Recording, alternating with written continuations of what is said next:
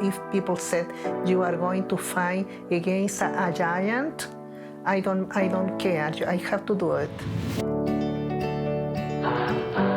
BHP was the biggest, most powerful company in Australia. Had over 20,000 people. Migrant women wanted to work at the steelworks and they wanted a better future for themselves and their children.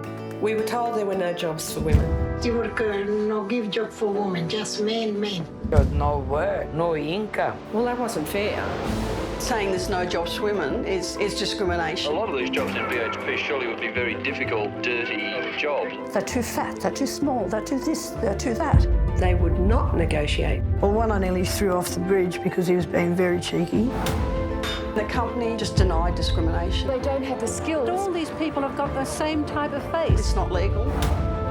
It was very difficult for both parties to fully understand the other. And we had to say no. Half of them wouldn't know how to speak English. The company did nothing. So we decided, right, we'll take it to them. I thought to myself, we're taking on a giant. We're trying to get jobs for women in the steel industry. Hundreds of women started turning up.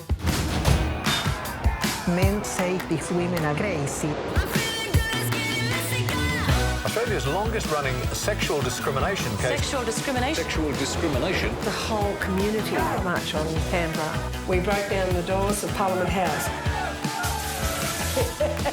People were just blown away. One judge has referred to it as being as significant as the basic wage case. People waiting long time. How many years? The hall was packed. The best man for the job might be a woman. No, I don't agree with that. Really? I have never said that at all. Really? If a group of women get together, we can be strong, we can achieve a lot. The superintendent came out and he said, I hope you're not going to make any trouble. I just smiled and said,